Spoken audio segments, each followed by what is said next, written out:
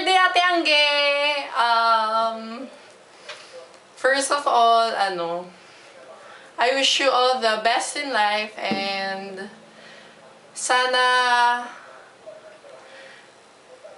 mas marami ka pang ma-inspire na University of the Philippines na mga taga-Los na estudyante. Tulad ko, nung narinig ko na may centennial celebration na tugtugan nung 2008, gusto kong tumugtog. OF pa ako nun. Wala lang. Wala akong contact. So, nag-livestream na lang ako. Nanood ako sa internet. Tapos, ayun, super amazed ako kasi orchestra. Tapos, ayun.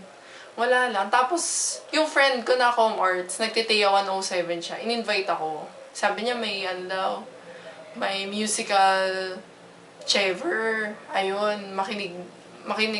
Ayun, nakinig naman ako sa kanya. Tapos, nag-auditions ako. Yung tinugtog ko ng auditions, wala ka. Basta nandun si Ate Bettina and Sir Gupa. Tumugtog lang ako na kahit ano. Tapos, ayun, walang callbacks. Akala ko hindi ako natanggap. Tapos, biglang may nag-text sa akin. Tapos, ayun, naghanap daw sila ng musician. Sige, go naman ako. Ayun, nung una kitang nakita, parang, ang professional mo, astig talaga, sobra. Ayun, wala lang. Tapos, ewan ko kung ano pinagawa mo sa akin. Pinakanta mo ako, ganyan. Sila Sir Dennis, pinaarte ako. Basta parang, ewan ko, gusto ko lang naman tumugtog. Ayun, buti napasama ako sa group. Tapos, ang saya kasi, after nung Batch Riders to the Sea, nag-iisip na mag-form ng group. Ayan, nung name, nagbotohan, tapos, nauwi sa Harmonia. Tapos, ano pa ba?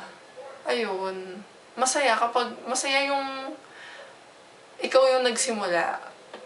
Ikaw yung nag-iisip ng kung ano-ano. Tapos natutupad. Ayun.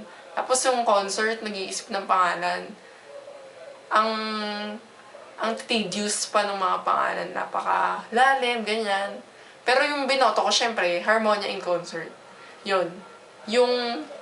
Kasi simple lang, tapos nagpapakilala nga tayo. Ayun. Sobrang saya kasi naging successful.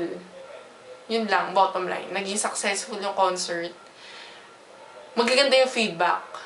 Sana hindi ka masyadong malungkot kung hindi ka na kontento. Kasi feeling ko, ikaw yung taong gusto mo perfect. Ayun, sana maging kontento ka sa mga simpleng bagay, ganyan. Tsaka, etong video na to, pinaghirapan ko siya. I think mga less than 24 hours or mahigit. Kinunan ko isa-isa ang Harmonia members, prod staff, yung mga dean, at kung sino-sino pang makita ko. Wala lang. Kasi gusto ko itang makitang masaya at maging special tong birthday na to. Kasi sakto, diba? Ayun, last na birthday, last na concert, last day, tapos birthday mo pa. Ayun.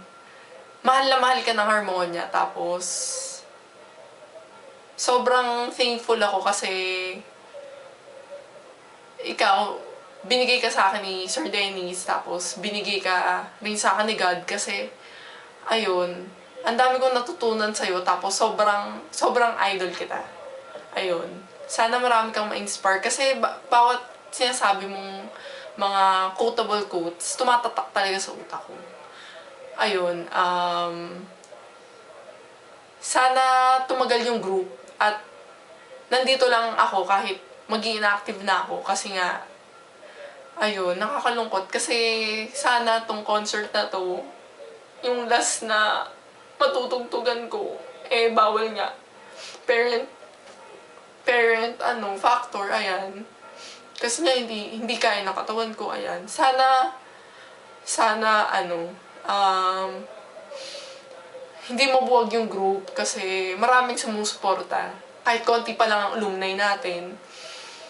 Ako, kahit external affairs na lang kami, yung mga inactive, tutulong at tutulong ako, maghanap ako ng sponsors, kasi yung vision ko talaga, marami ako makuhang sponsors, tapos makabili ng mga instrumento para sa group, ganyan.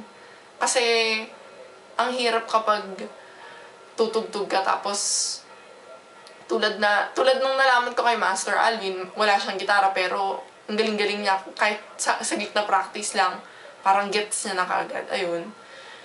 Maraming salamat sa mga brads at sises na hinubog mo, tapos dati parang parang tugtugang banda rito, banda ron. Pero ngayon parang may formal na, astig. Sabi nga ni Ate Reg, parang, kung ngayon, concert lang sa NCAS, sana sa next year, sa CCP complex na.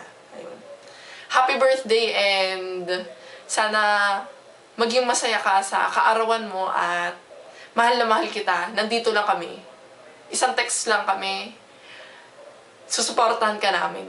Hanggang graduate ako. Hanggang maging doktor ako, babalik at babalik ako para sa harmonya. Lahat ng tugtugan nyo, sana mapanood ko, supportan ko. Ayun, mahal na mahal ko kayo.